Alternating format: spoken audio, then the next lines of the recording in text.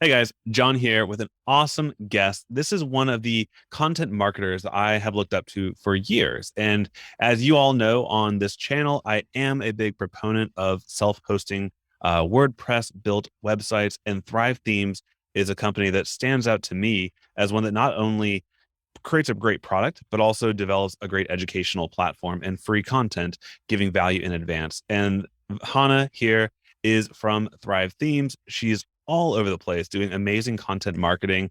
And Hanne is going to share a little bit about her experience, her story, and some of the tips and tricks for online course creators like yourselves who are just getting started. So, Hanne, thank you so much for joining me here today.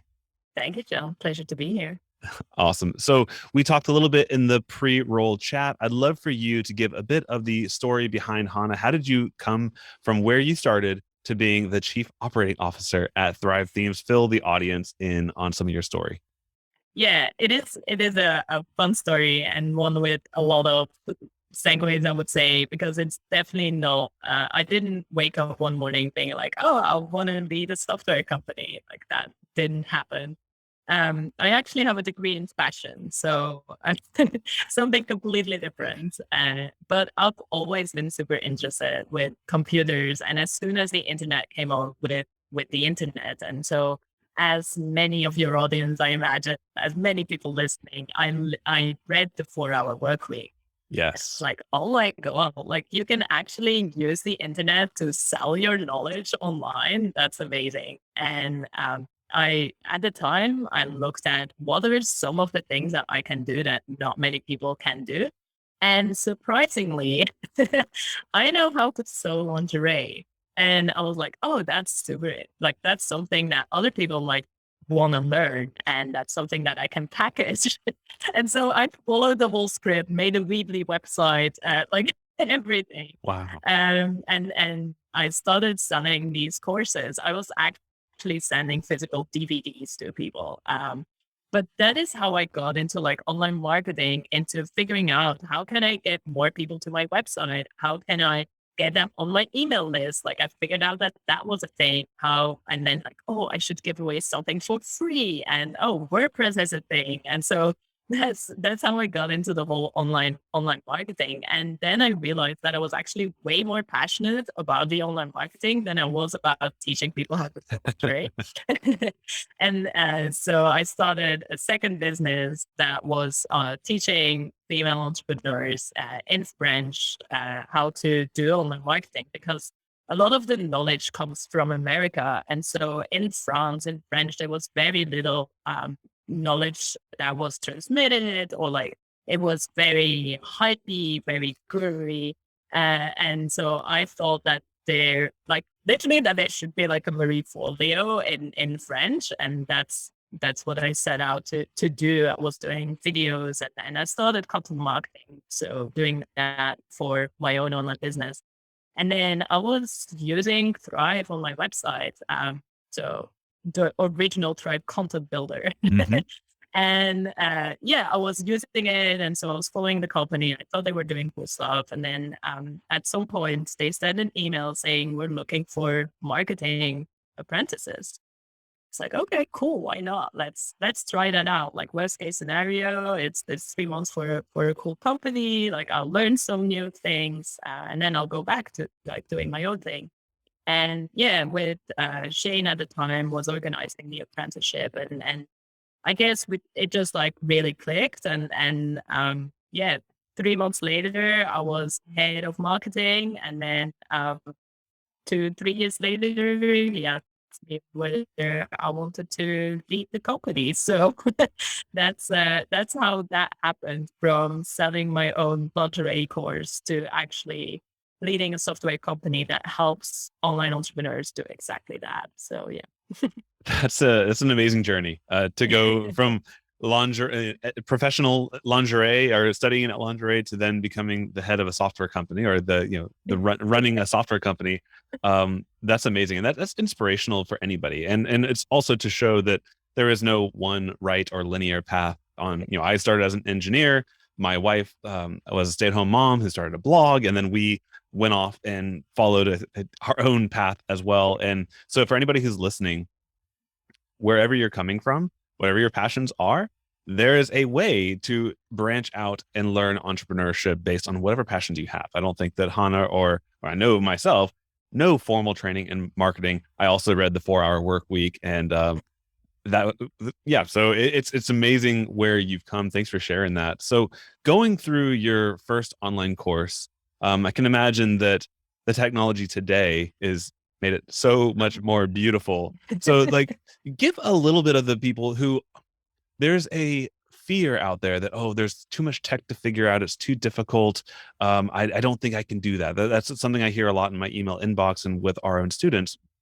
Paint that picture a little bit of what it was like when you launched your first lingerie course, like some of the struggles there, and compared to what it's like here in 2021 or whenever somebody's listening, just to help empower those who might be afraid to launch their first course, let them know that it is possible. All right. Well, you're actually giving me a really good opportunity to talk about something that I'm super passionate about, and that's actually a value for Thrive Teams as a company and as like in all of our products, and that's something that we call rapid implementation. So let me take one step back, because answering your question, the very first like course that I built, like I can't even call it a course. Like it was literally like an ugly PayPal button on a page. And then I would send people like manually send them a password that they had to use on another website.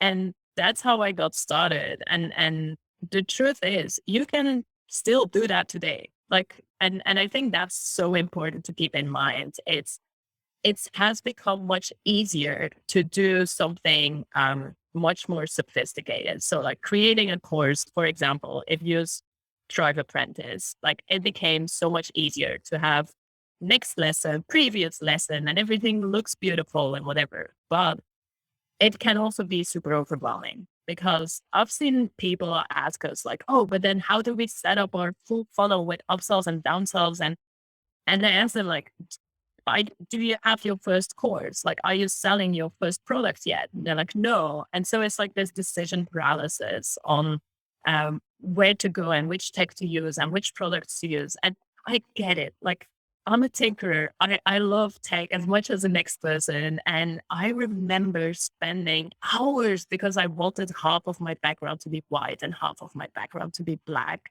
And I actually paid someone to write that CSS for me. Like, so I do understand that as when you're in the trenches, it seems so important to get those details right from the beginning. And that's why now, like with a couple of years more of experience, it's that idea of rapid implementation, that idea of doing something today and then improving upon it over time became such an important message, because it allowed you to actually get something out there today.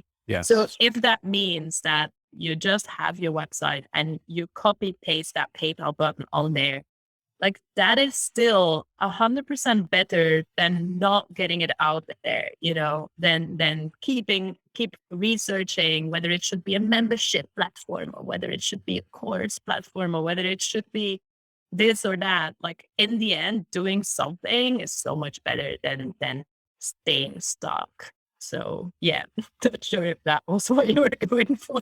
Well, I think so, and it's so true. And I've been doing this for about 7 years now, and we've built a real business around it. But I'll still get stuck in the same pitfalls because, as marketers or as somebody who has a passion, especially if you're like us and you have passion around technology, you can get stuck into the new thing. And I had an email just the other day of somebody said, "Hey, I want to add chatbots for my Christian coaching business." And I was like, "Okay, maybe, but the thing is what is the problem you're trying to help people solve? What's the simplest way you can solve it? What's the fastest way you can act on it? And have you done those things?" Well, no, but I was planning on my researching. I heard about this retargeting through messenger ads. I was like, whoa, whoa, whoa, whoa, whoa. That may be like, put a pin in it, put it in the wall. But rapid implementation, I think, is a beautiful, like concise way of telling people to don't fall into the trap of Mm. fear, because trying to learn, trying to find the staircase. Let's say you're walking up a staircase and it's foggy, you're walking through some clouds and you can only see a couple steps ahead of you. That is entrepreneurship. And Mm. so many people will say, I'm happy to launch. I will do it so long as I can see the top of the staircase and all the curves along the way. But until I can see the big picture, I can't take action. And I think that Thrive does a great process of helping people get through that, not just through the tools, but also through the education you guys provide. So that's awesome. Yeah, it really is something that we use within the company. Like it's always a question like what's the with the least amount of effort and how can we get that out today? And not in 5 weeks. Like how can we get that out today? What's the MVP? What's the minimum viable product? And whether that is for a landing page, for a sales page, or for one of our features, it is very much something that we use. And then it is something that we teach people too. It's like, if you want a landing page, yeah, you could go on 99 Designs and have someone custom made a website for a landing page for you and then like get them to implement it and whatever. Or you could use one of our templates. And the truth is that with those templates, you will be able to like to make your message resonate with your audience. You will be able to find that right hook. You will be able to find the offer that they really want, and you can A/B test it, and you will be so much further ahead than if you had to pay someone on one of the platforms and then hope to implement it perfectly. And so it's like, use what you already have, be resourceful with what you have right now, and don't use don't use the tools as an excuse not to do things yet, because especially today there is absolutely no reason to use the tool anymore, and like to use tools as a reason not to do stuff anymore. I mean, taking online payments has never been easier. And like that used to be like an impossible thing. And thanks to PayPal, thanks to Stripe, thanks to like other card solutions, like it just became so easy. So it's just like, okay, are you afraid to put that pay button on your website? Like, I think that's That's the it. real question, because That's the root. often this like procrastination through perfection is just that. It's just procrastination, and it's fear of actually having people say, no, I'm not interested in what you have to offer. Right. So yeah. I think that's great. And that's a great segue to what I wanted to ask you next was, we have launched in multiple different methodologies for both of our businesses. We have done the standard launch where you'll validate the idea, but then you'll go and you'll build the whole thing and you'll launch it and you'll sell it and expect that big pop. We've done the evergreen where we'll build it, maybe build it alongside with people and kind of slowly launch it, not try to make a big deal about it, but have it selling consistently. And we've also done pre-selling where, in order to validate the idea, we'll actually accept money and build the course with our audience. And we didn't talk about this before, so I'm kind of putting you on the spot here. And I think I might know where you go with this, but what is what is Hanne's preferred way of launching as part of a forcing function, validating ideas, helping people actually take that action? And I'm curious also how maybe Thrive as a body considers those launching and pricing strategies. Yeah. So my favorite way of doing things is pre-selling. Because like you said, it has both the function of validating your idea, and it allows to actually put a date Yes. on getting that thing that you promised out there. So when I was doing the lingerie courses, like that's actually what I would do. I would tell people like, hey, this is going to be available at the 14th of February, but you can buy it now, half price if you go for it. And then I would tell myself like, okay, as long as 10 people buy, I'm going to make this. If it's less than 10 people, I'm going to refund people. Like it means that it's not the right thing for me to spend my time on. But then also like, it was very much that thing of like, oh, now I have people that actually pay me, so I need to do this. So for me, that is still the best way of like tricking myself into doing things, is if I'm accountable to other people. And there's no better way to be accountable than people who actually gave you money and are accounting on you to get that done. So that's definitely like my preferred way. Now, I would also say, don't do that for your first product because it is really, really stressful. So for somebody who's just starting out, I would very much tell them, and that's usually like the way that we tell our audience to do it, is start to do one-on-one. Like, find someone that you can coach, find someone that wants to take your advice, find some freelancing, get someone to pay you for the one-on-one advice. And then that will give you that direct access, that will help you to know the questions that the people have, that will really allow you to get to know your audience. And then from there, with them, you can build your first product. And then you can still like pre-sell it or whatever. But it's more of like, yeah, start with the coaching aspect of the business. Because I've seen a lot of people also being like, oh, I don't want to exchange my time for money. I want this like online course. The idea of an Passive online course, income. right? Yeah. Passive income. Yeah, Yeah, exactly. it's such a nice word. There's no such thing, but yeah, passive income. And where it's like, well, it's really hard to teach a topic if you haven't had a lot of exposure to people wanting to learn that topic from you. So Exactly. the more often you've done teaching in person, the easier it becomes to make a really good online course. So yeah, that's definitely like the idea of coaching first, starting by getting your very first client and then working up towards packaging it differently and figuring out how you can have that whole evergreen funnel work and so on. I think that's great advice. And it also mirrors my personal experience as well, where we had sold, tons and tons of courses before I ever left my corporate job. So I stayed with my 9 to 5, and my wife and I would moonlight, and while she was raising the babies and I was doing my job, and we'd moonlight on building out our online business. And so we had built up an engine. It got to the point where it made sense for me to leave my job and go all in on that. But I still wanted to I had some of that imposter syndrome because I kind of felt like I was straddling the fence of corporate life and then this entrepreneurship life. And like you said, I had the fear of launching courses or kind of putting my face out there, not just being behind the scenes. And so I did exactly what you mentioned. I went into the services and coaching first, where I would work one-on-one with people because I was always the technical like backbone of our online business. But being out there and teaching it was a bit foreign to me. And so going back to people using technology or like the tech stack or shiny object syndrome as a tool to delay taking action, it also might be that self-confidence that could delay you from building out your course and launching it.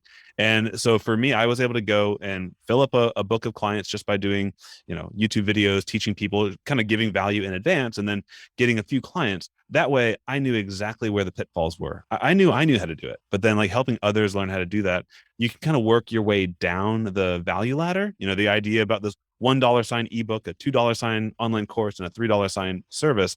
If you want to make a full-time income, it's kind of nice to start at the top and it also builds your confidence because you're trading your time for money, and you can work your way down to fill out the entire online business there. So Yeah, um, definitely. yeah. Mm. So when we first got started, I launched my first online course in like 2015 on Udemy because I just discovered something. I heard I was probably listening to a podcast and I heard about passive income and I was like, oh yeah, let's do this. And so I just put it out there on Udemy because I knew nothing about WordPress at this time or anything of that nature. And it still sells today, but there's a lot of lessons learned on launching on a marketplace. So for those listening, there's really, I would say, 3 big categories of how you can launch and sell your online course. There's marketplaces like Udemy or lynda.com, although I think they got purchased. Anyways, so courses like Udemy, where you're competing with others. You've got software platforms like Teachable or Thinkific, and then you've got the self-posted route with Thrive Apprentice, LearnDash, things like that. I have courses going on all different types of platforms. Hanne, I'm sure you have some of the same, but where, as you were developing Thrive Apprentice and kind of thinking through launching a course platform, how would you advise people when they're looking at these 3 different alternatives of community or marketplace, online courses, a SaaS, and then self-hosted? What should they be thinking? What questions should they ask? Because oftentimes they don't even know the right questions to ask to see which Yeah. one's right for them. Yeah. Look, both have pros and cons. Like, I think that's that's the easy way to start. Some have more comes than others. So I think with the marketplace, so the thing that's appealing, it's like the audience is already there.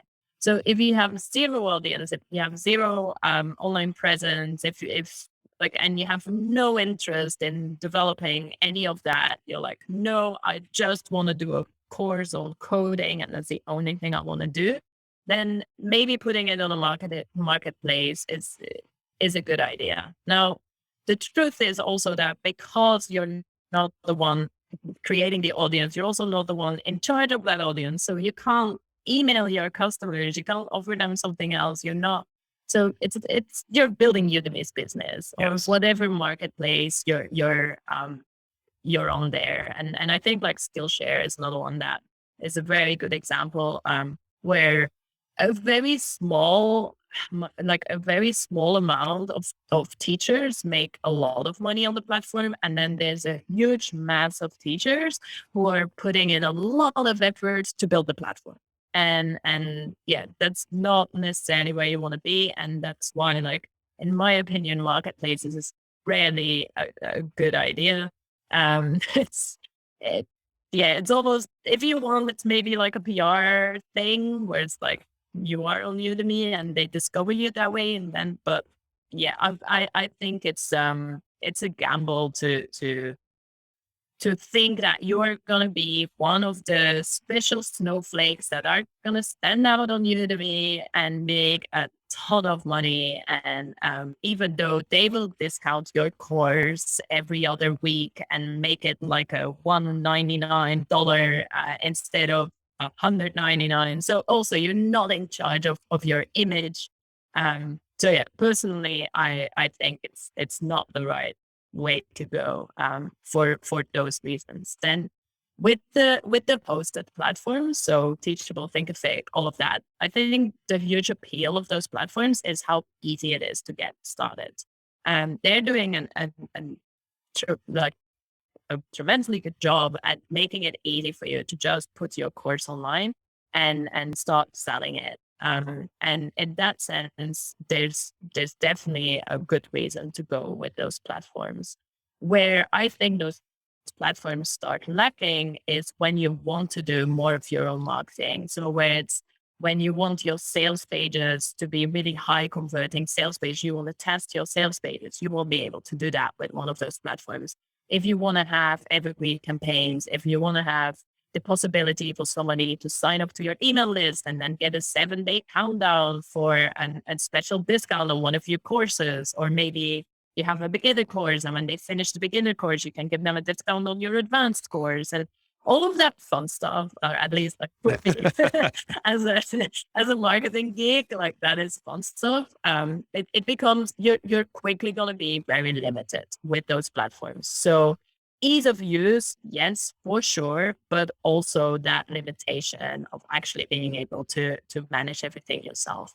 And with the all-in-one type of platforms, it's also like, well, you're not necessarily getting the best email marketing tool. You're getting the email marketing tool that they have, or like, again, you're not getting the best blog or the best websites that's attached to it. Like it's going to be a website, but probably not going to be very good for SEO, probably not going to be ideal to create your blog, and so on. So it's easy to get started. And I think like it can potentially limit your growth. So that's where I see those platforms sitting. Also, some of them have a pricing model that I find like really anti-creator, where it's like, oh, the more like, yeah, it just becomes like disproportionate. The more students you have, it's like the more you pay them, or where, yeah, you want something that encourages you to sell more and to have more students, not something that punishes you for having more. The success tax, I've heard it called before. Yeah. Oh, that's a nice one. I might take that. And then on the self-hosted, I think the call for self-hosted would be that you do have to put a little bit more effort into picking your email marketing tool, into picking the right theme, and so on. But Yeah, that's exactly where with Thrive Suite, we wanted to make it as easy as possible and to give people the opportunity to have their website and their sales pages and their evergreen campaign and their quizzes and their email marketing and all of that still on their own platform, linked with their online courses. But the possibility of starting simple and then building out that marketing engine all within one package. So yeah, obviously I'm biased, but not gonna act. You don't say. But yeah, that's where I see the self-hosted sitting. It's like if you want control over what you're doing, and if you want to make sure that you're using the best tools in each area of your business, then you're probably want to go self-hosted. I think that's a very fair assessment of the landscape because personally on our main business, when let's say a customer emails, so we'll be in our email inbox, they'll ask us a question. Now we need to go over to ConvertKit to check on like what tags they have. Then we need to go to Teachable to see what courses they're enrolled in. Then we need to go to ThriveCart to check in this. And so to get that holistic view, when you start with a hosted solution that only does so much, you're continuously adding on functionality to get what you want. And it does create a bit of a hairball to get through and see that big picture. And so as I've explored more of the self-hosted options using things like WordPress and Thrive Apprentice, and then tack on an email marketing platform that plays nicely with all of that, it does help actually simplify, where I think some people, you'll assume the hosted solution is the simplest solution. And it can be, if you're happy to say, okay, this is the quality website I can get, I'm going to accept that and move on. But what I think a lot of people do is as they start to succeed and as they start to sell, they're looking at levers they can pull to improve some aspect of their business. So now they're tacking on solutions that actually weren't designed to work together. And then you can kind of create this a bit of a mess, which is okay. Like it's still a successful mess. You're only adding on as your business is growing. So I think the point is the tools themselves should not hold you back from actually creating, giving value, and improving the world in the way that only you can do. So picking a tool set is something that holds a lot of people back, and I wish it wouldn't as much as it does. So let me ask you, Hanne. So let's say somebody decides to go in to the Thrive Suite. One of the, since I teach a lot of this stuff, I may be able to help walk people through that. But there's a lot to learn, as you mentioned. Yeah. Lead generation, quizzes, online courses now.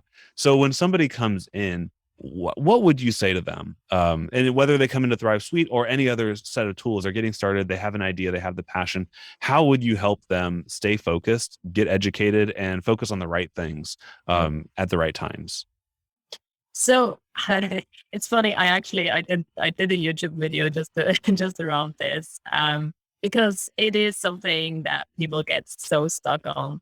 And the way I think about it is that there are basically three phases in an online business, where you have the getting started, you have then like the growing, and then it's the scaling type of phase. And so in the getting started, what you want is get an offer that people actually want to take you up on. So can you get, and this is just coming from the idea of creating value-based business. So I'm not going to talk about drop shipping or about blogs for affiliate marketing or about all of that, because first of all, I have very little experience in it, and second of all, like that's not who at Thrive Themes we cater to. But if you think about the value-based business, where the goal is to sell your expertise, whether it is through coaching, through online courses, through one-on-one, through freelancing, then step one is really get that offer. And for that, you really just need a landing page. You don't even need a full website built out yet. A landing page that explains exactly what you're doing, and a button saying contact me or saying pay me, whatever. Even if you don't want to integrate a payment processor yet, contact me, and then they can pay you cash or they can wire you some money. Like, that's the very first thing that you should be doing. And the focus is really have to be on, can you get people to take you up on that offer? If the answer is no, go back to the drawing board. Change the offer, change the way you present it, find more benefits, talk to more people to figure out why this is not connecting. So that is step one. Then And you might have noticed that by now I'm not saying like create a logo and because those things really do not matter at this Right. stage of the business.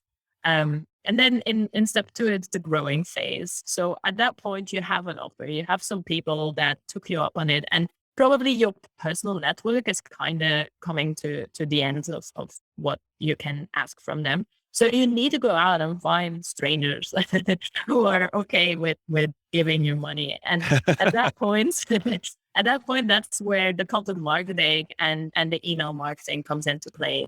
So that's when you want to learn about like, okay, how can I make a YouTube video that will show people that I know what I'm talking about, and then they want to come to my website. And so that's when you want a landing page with a lead generation offer and make sure that people can sign up and that they receive something of value and that you can start communicating with them and convincing them that you are trustworthy and that what you have to offer is valuable to them and just that will solve their problem.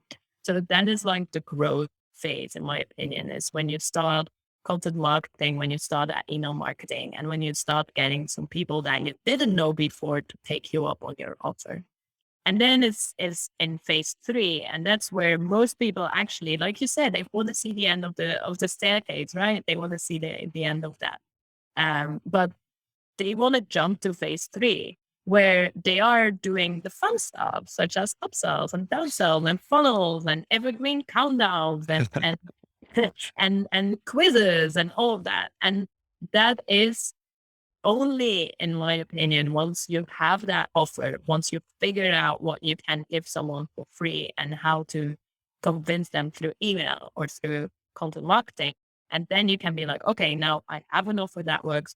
I know how to get people on my email list. Now I can see whether instead of sending them an offer manually, can I automate that? Can I put that on evergreen? And so I think that's what we're trying to explain also with Dark Suite is that you have the tools to get started because you can just put on a landing page and get it over with. But then the next 3 months later, when you're like, oh, okay, now I'm going to put a lead generation form on that landing page, or I'm actually going to build out my full website, you don't have to buy new tools. You already have the tools and you don't have to give us more money. Actually, you can't even give us more money anymore because it is already included in the suite. And so 3 months in, you're like, okay, now rather than being stuck on which tool to choose and what should be the next step, I'm going to look in Thrive University and I'm going to see what's the next course that will help me, like that will teach me email marketing. And we have a course on that, you know? And then from there, once you're there, you're like, okay, yeah, evergreen funnels. Like I heard Hanne talk about this before. How do I implement this? And again, you have the tools from the beginning, but you don't need to worry about them yet. And you can just step by step follow along and build out your business. And that's what I'm trying to, or what we're trying to teach people is like, yes, we have all the cool stuff, but you're probably only going to appreciate it 6 months down the line. It's true. I'll answer email questions from people saying, "Hey, I'm using Thrive Optimize, but I'm not sure if it's working." And I ask them, "Well, how much traffic have you flown to the page?" "Oh, I don't have any traffic yet." It's like, okay, there are steps to this process, and that's not, Yeah. I think that the education combined with the tools is really what kind of sets Thrive's especially out from the competition because you'll pop in, you'll get this all-in-one solution, and they'll throw these tools at you, but then you're kind of on your own to figure out how to piece that together. So I think that was a very clear way of kind of setting that roadmap for people. So thanks for that, Hannah. So if there's somebody out there who is maybe they're on Udemy, and for example, I've still got a course on Udemy that is listed at $97. I get sales at like $2.97, and I don't care. It's not something that I'm really supporting. It was my first foray into online teaching, and it was fun to do, by the way. But then maybe they see that and they're like, people look at my page and they see my competitor, and then they go over to the competitor and I don't get any sales, or they want to find a way to bring things together with their blog and their email, all these things. Like they're looking at Thrive Suite. Um, how should they get started, and what would you like to tell people about the suite that you haven't already done also already? Help people get started if they're in that position of picking out that tool set. Um, I would say like create that landing page. Like that would really just be step one. Experiment with that offer, create that landing page, and get the ball rolling that way. Because in the end, like it's way more important what you are saying and what you are offering than how you present it. So yeah, step one would just be like pick one of the templates. Don't overthink it. Pick a color that you like. Again, don't overthink it, and then get going. Like do that rapid implementation. Get something out there, and honestly, like put yourself out there. And no is actually a good answer. I know it's scary, but somebody saying like, "Nah, I'm not willing to give you $100 for that," is an opportunity to have that discussion to be like, why not? Why are you willing to pay this to my competitor, but not to me? Well, I'm not sure that you can actually like teach me, like, what have you done? And then you're like, oh, I need to add a section to my page that actually explains what my experience is. Gotcha. Okay. And I think as viewers, just in general, we don't like to hear that somebody doesn't like our baby, right? Like your baby's ugly. It's not a really nice thing to hear. Um, but it actually is if that baby is your online business, it's actually the only way to improve. And it's having people, because your mom being like, oh yeah, you're amazing. Like this, it doesn't help you, right? Somebody being like, hey, I read your landing page. I have no idea what you're selling. And Mhm. you're like, oh, okay. Yep. Oops, back to Yep. the drawing board. So, but all of that, you can only do it once you take that first step. So, yeah. Yeah, I love that. That's the iterative and rather data-driven approach to it all, where you make a plan, you think about your offer, you test it out by building out the page, you allow some traffic to go and see it by either doing content marketing, reaching out to your inner circle, your personal Facebook community, wherever you can drive traffic to that offer. And if you have the ability to collect data, through Google Analytics, which can be tricky, or Thrive Optimize, and just see what's going on, then if they don't take you up, you can either ask them, "Hey, I notice you haven't bought. Can you tell me why?" Now you're getting feedback, and yes, I bought is a great answer. No, I bought. And no, I did not want to buy. It's also a great answer, because then you can learn and pivot and slowly move that conversion rate and get more success more quickly. So I think it's a powerful mindset there, Hannah. And just to give you a quick example of like how do you say that? Do what we preach. Um, when somebody signs up with Thrive University, so then it's like our opt-in offer. It's a free training platform, and when somebody signs up for that, they do get emails saying like, "Hey, use Thrive Suite." And after 10 days of those emails, there's actually an email going out asking them like, "Hey, seems like you didn't take us up on the offer for Thrive Suite. Maybe know why, like what's going on." And that email actually goes to my inbox. And it's super interesting because sometimes people will say like, oh well, I'm not sure if it does XYZ. And I'm like, how can you not know this? Like, and then I'm like, oh, probably it's not clear enough on the sales page. Like we didn't do a good job at communicating this. And sometimes people are like, well, I'm looking at this competitor, and so they have this offer. So what are you gonna do for us? And then you're like, okay, that's also fair. But so it really gives you that very raw insight of what people are thinking, and people who don't care about you, right? Who are not like, yeah, don't don't think that they're gonna offend you by saying something. It's not like, oh, I'll probably spend hours writing that sales page, so I shouldn't tell her that I didn't understand what the offer was. Right. It's just like, hey, I don't know if your product does this. And I'm like, okay, that's good feedback. Yep. Adding it to the page. So yeah, and that is a very simple way that in your online business, like you can get started doing that. Like set that automatic follow-up email so that you don't have to think about it. You don't have to proactively do it. It's just like after your launch, if you do a launch sequence, after your launch sequence, send an email to everyone who didn't buy and be like, hey, just out of curiosity, why not? And of course, you're not going to get 90% answering. Like there's only a small percentage that cares enough. But think about it. Those people didn't buy from you and they care enough to tell you why they didn't buy. It's usually like a really good sign that they considered buying and that they wanted to, but that there was something holding them back. So yeah. That's huge. That's a really, really good insight. I love that. And we've implemented that. And the feedback we've gotten from ours is amazing because we would always ask for feedback on people who bought, but that's really not what you should be getting. You should be getting the feedback on the people who didn't buy to help them improve. So that's great, Hanne. So I've had an awesome conversation with you. I think you've shared a ton of information and really inspired a lot of people who are thinking about it, but maybe they're being held back by something, that idea of rapid implementation of starting with a landing page, driving traffic, and then slowly scaling up those 3 steps. Thank you for sharing all that. If anybody here is listening and you're not a user of Thrive Suite, I must ask you, why not? What are you thinking? If you'd like to check it out, I am an affiliate of Thrive Themes. You can go to unbeatabletech.com/Thrive Themes to check them out.